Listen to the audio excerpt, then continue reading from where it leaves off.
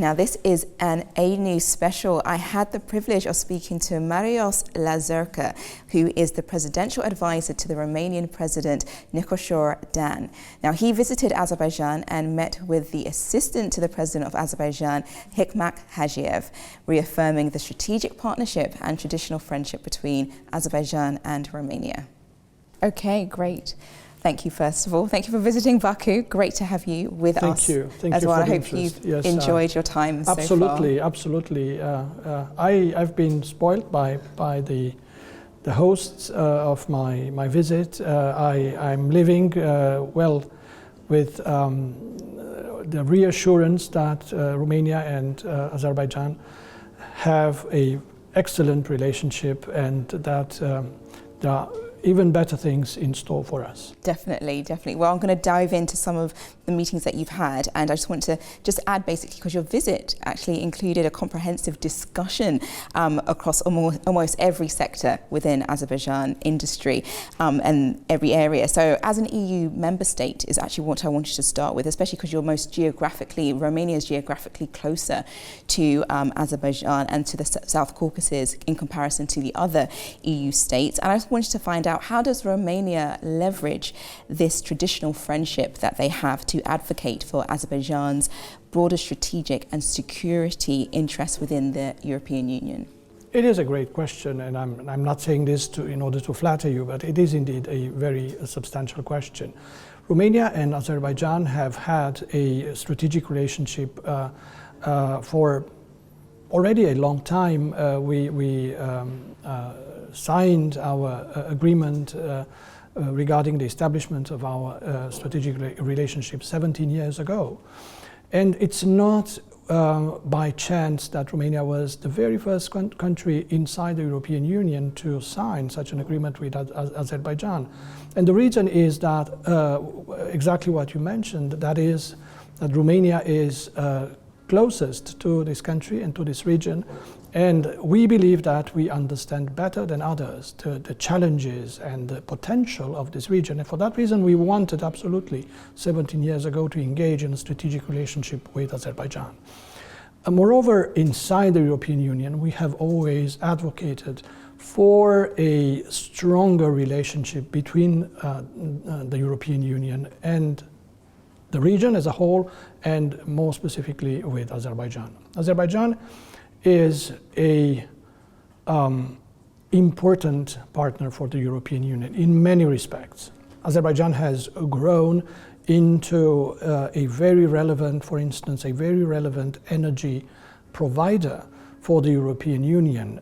We cannot imagine and implement a strategy to diversify away from the Russian gas and from the Russian oil without Azerbaijan. So Azerbaijan has a critical position in our strategy to become less dependent on the Russian resources and more strategically autonomous and sovereign. Another example that I could make answering your question.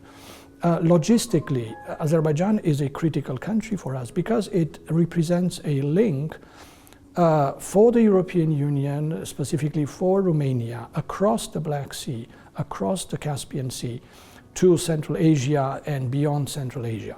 So in many respects, we in Romania realized that we had to engage strategically with Azerbaijan because Azerbaijan has this natural call, if you want, to be our strategic partner. Definitely so. And just leading on from your answer there, I want to go into energy, because energy is a key factor, especially within, as you mentioned, the Caspian Sea, as we'll get later on into the Middle Corridor. But energy security remains a bedrock, especially for Azerbaijani-Romanian relations.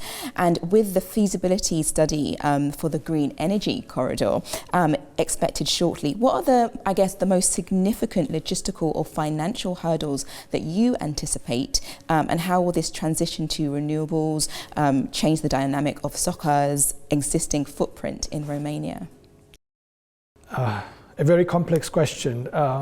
Let me start by framing the question into the logic of the green transformation of the European economy.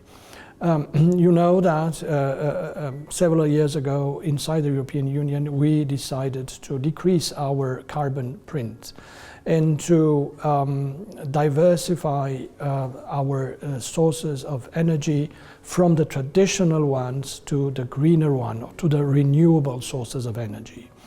And in this respect, of course, all of us inside the European Union have done our work in order to increase the input of the energy production, the green energy production into our economies. But of course we need partners, and in this respect Azerbaijan is an important partner. Again, I'm going back to the first answer to your first question.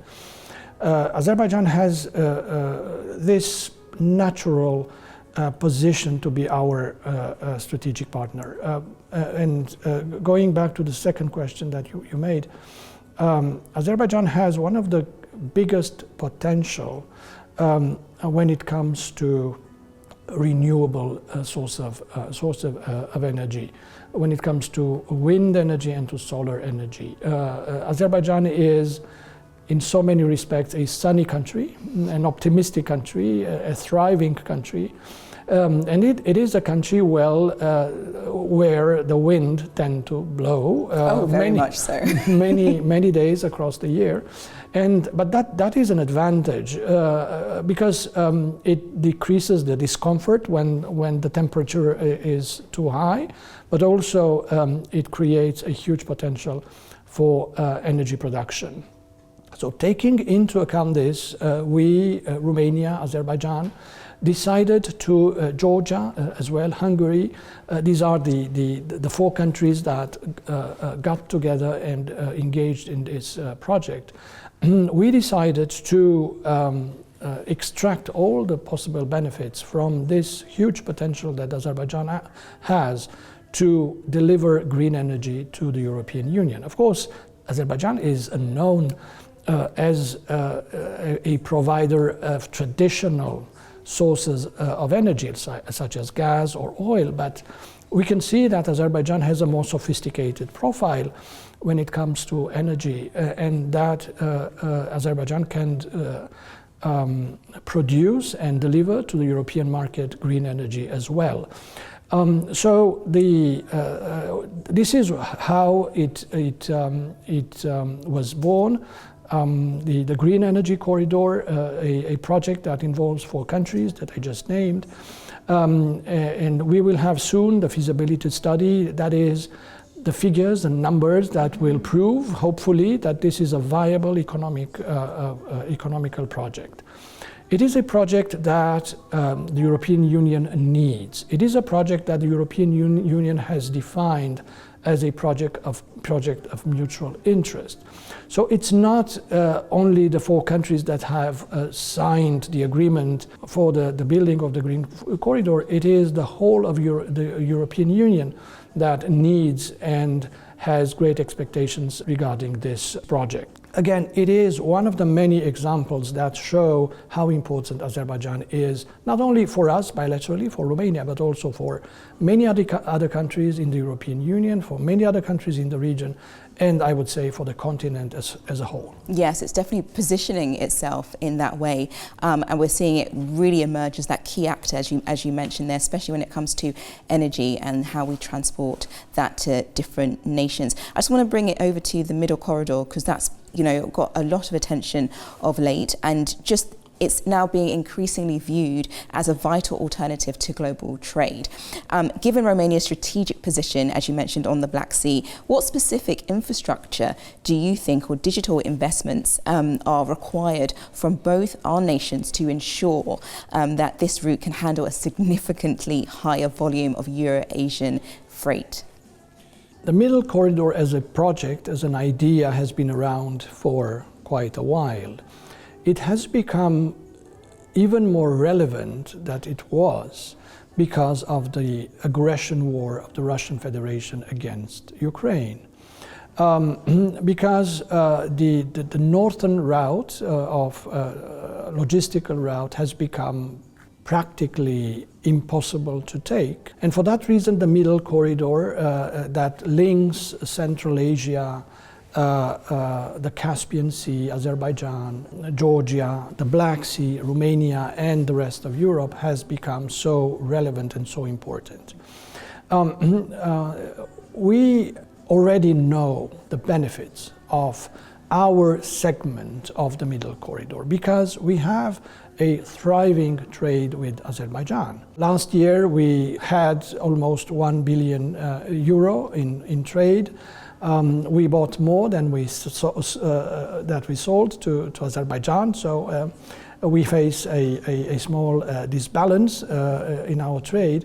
But what I'm getting to is that the logistical links between Azerbaijan and Romania through Georgia already exist and function. Now, we need to formalize and to give a sort of legal basis, a legal foundation for a reality that is already there. And for that reason, we negotiated and we drafted an agreement for our segment, if you want, of the middle corridor, a segment that involves Turkmenistan across the Caspian Sea, Azerbaijan on these shores of the Caspian Sea, Georgia and Romania. And we call it the Caspian Sea, Black Sea International Transport Road.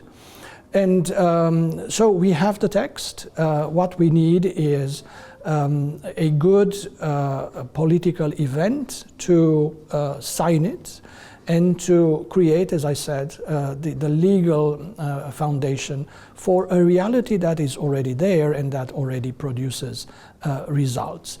Now, in our mind, and this is one of the objectives of my visit, the perfect opportunity to have this agreement signed is a state visit of His Excellency the Honorable President of Azerbaijan, Aliyev, to Bucharest, hopefully this autumn. Our objective in Romania is to have this text that we already negotiated confirmed by our legal experts in our ministries of foreign affairs and get it ready to be signed on the occasion of this visit that we are looking so much forward to.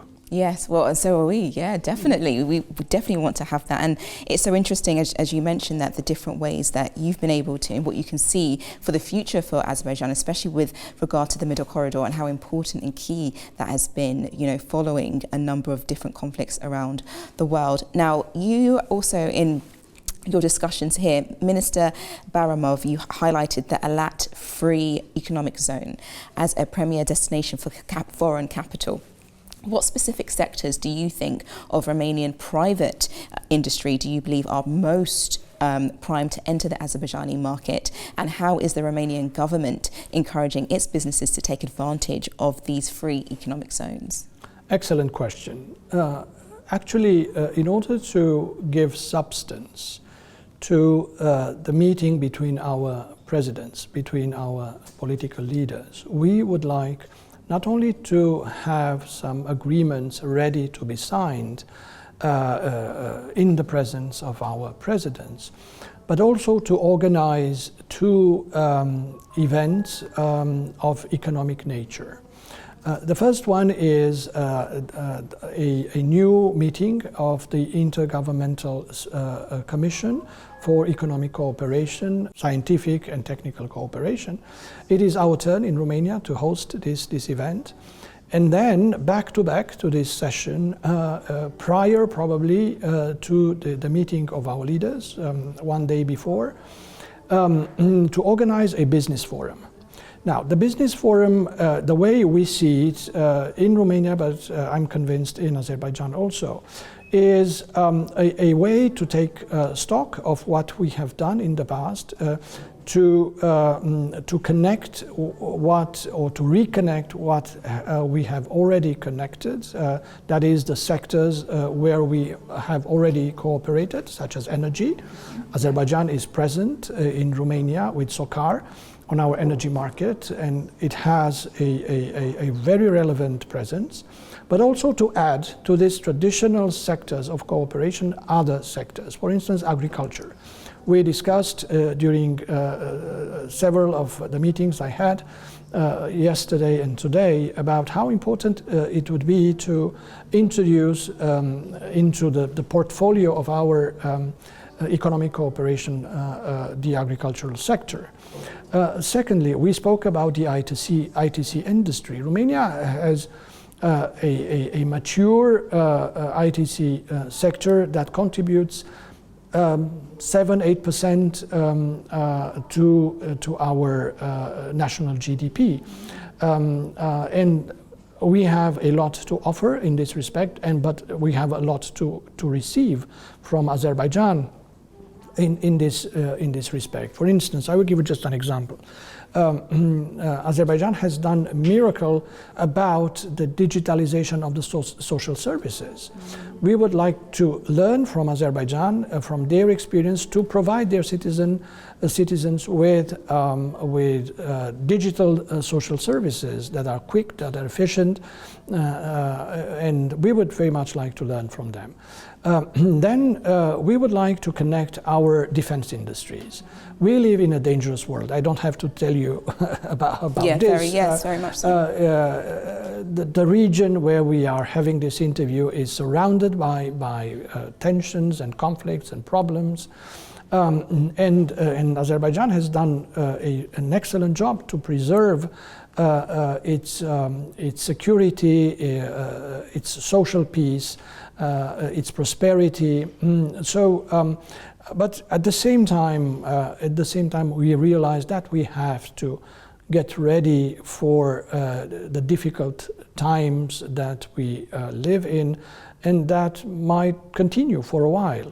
So in this respect, we would like to convene a meeting between representatives, both public and private, of our defense industry. Logistics, also, it is a sector where we have already had in the past a lot of achievements, but we believe that with the signing of the Caspian Sea, Black Sea International Transport Road, the logistic cooperation between our countries will only increase. So these are only just a few examples of the topics that I spoke about during my meetings, and I believe that they create the certainty that we have a lot of unexplored potential. Definitely. Now let's take a look at the financial reforms and institutional knowledge sharing, because you mentioned that you wanted to share a lot with Azerbaijan and how their services has become more efficient and different things like that, which is really important to highlight. And I just wanted to state your discussions at the Ministry of Finance also touched upon institutional modernization, which you kind of just mentioned there, and digital governance. Where do you see the most immediate opportunities for Romania to share its expertise in a fiscal reform? And how can Azerbaijan best adapt the EU frameworks with Romania that Romania has successfully implemented? Well, we are ready to share our experience as a candidate country to the European Union, and also as a country that has been already a member of the European Union for 20 years. Indeed, this was not only a topic that we discussed about during the meetings I had yesterday and today, but also something that was constantly on our bilateral agenda. We have always been ready to share with Azerbaijan our adaptation process to the norms and regulations of the European Union, and also our experience as a member of the European Union. Now, this is bilateral, it's not unilateral. What I'm saying is that we do not position ourselves as teachers in front of a student in our relationship with Azerbaijan. On the contrary, I think that Azerbaijan has many lessons to give to us, specifically Romania, but also to other countries in the region or from the European Union. And in this respect, I would very much like to learn more about the fiscal system of Azerbaijan, because in Romania, it's not a secret. I don't think that I disclose something that is not known. We have some fiscal problems right now. We have a huge budget deficit. Romania is not the only country facing this problem. In Europe, many countries are facing the same difficulty, especially after COVID, which created huge pressures against our national budgets. So we are facing this problem, and we would like to learn more from Azerbaijan how to create a balanced fiscal system, a system that puts in the middle, in its center, the citizen. Yeah, definitely. That's so interesting, that outlook. And you're right, there's a number of countries still very much trying to recover from the impact COVID had on a number of, budgets and economies across the world. So, very interesting. Turning over to diversification, especially within pharmaceuticals and education, it's clear that both governments really wish to diversify the bilateral portfolio beyond traditional energy, as we mentioned, and logistics, and looking specifically at pharmaceuticals as one of those areas, as well as education and that sector discussed during your meetings. What tangible joint initiatives or student exchange programs can we expect to see materialize in the near future? Yes, a very relevant question. Let's start with the cooperation in the pharma sector. Romania has had a rather strong national pharmaceutical industry, and it has survived the fall of the communist regime in Romania and the transformation of our economy. It hasn't survived in the same form as it initially had, but still we have an industrial platform able to produce some of the pharma products that we need. Our pharma ecosystem is public, but also and mainly private. We, of course, depend on imports, but also we produce many of the things that we need. And in this respect, what we would like to do as a first step is to invite companies from the pharma sector to this business forum that we are planning for this autumn. And also to invite these companies, both from Romania and Azerbaijan, to imagine joint ventures. That is, to imagine ways to produce together things that we both need. I will give another example. We have inside the European Union, but also with countries outside the European Union, a joint procurement scheme. That is, we buy together, a group of countries, the same medicines that we need, the same pharma products that we need. And the immediate effect of this is that the prices decrease. So we could imagine the same scheme or the same arrangement, if you want, with Azerbaijan, and invite Azerbaijan inside this consortium of states that have decided to buy pharma products together, as to have a stronger negotiating process with the big pharma companies. Definitely. Some of them are bigger than countries in terms of finance and resources. Yeah. That is one thing or several things that we could do regarding the cooperation in the pharma sector. We have several scholarships programs in Romania, both public and private. The state offers scholarships to foreign students in different ways for different regions of the globe. For us, it is very important. We have behind us a long tradition of creating such opportunities for foreign students. But then We have public and private universities that have created their own scholarship schemes. And this is very important because getting more international is very important for a university. I mean, creating inside the classes, inside the campuses, a more international milieu is very important. It's important for the education itself. So for that reason, we definitely can engage more in our cooperation with Azerbaijan by receiving Azerbaijani students to Romania, but also by sending Romanian students to Azerbaijan. Yes, both can definitely, benefit from the two-way kind of relationship of students coming over here and other students here coming over to Romania. I'm just going to bring this now home with my last question and just talk about the post-conflict recovery and demining in Azerbaijan, because the reconstruction of our liberated territories was a key talking point, particularly the formidable challenge of humanitarian demining here. Now, how can Romania, both bilaterally and as a voice within the European Union, provide technical or financial assistance to accelerate these demining operations and support the safe return of our citizens here?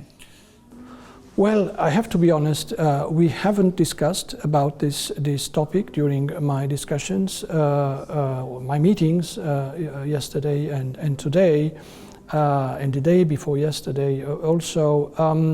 But we are ready to discuss. The wider frame is the following one. Azerbaijan, in difficult conditions and applying a lot of strategic patience, was able to reconstitute its sovereign territory. And it's absolutely admirable the way Azerbaijan was able to do it.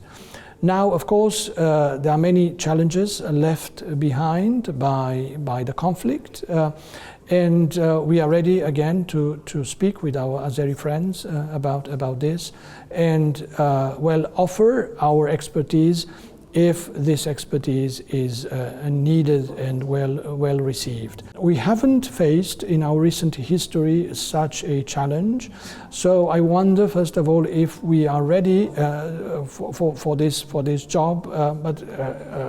What I can say is that absolutely we are ready to speak with our Azeri friends about this. Yes, definitely. Well, thank you so much for joining me today and for answering those questions. And today is a very special day because we celebrate the day where in 1992 Romania was the second country in the world to recognize the new independent state, Azerbaijan, a country that recovered its independence and that stated its voice in the international arena. And we are very happy, we were very proud to be among the first ones to recognize not only a country, but an important regional actor and a friend. And we have been so happy and so proud to stay a loyal friend to Azerbaijan. And we are so happy right now to elevate and to raise the bar of our ambitions. Definitely, and we're seeing it in real time because that friendship is just growing stronger and stronger. So absolutely. Thank you so much for visiting No, Baku thank you. As well. Thank you very much for joining me today, Mr. Lazurca. Thank you. Absolutely.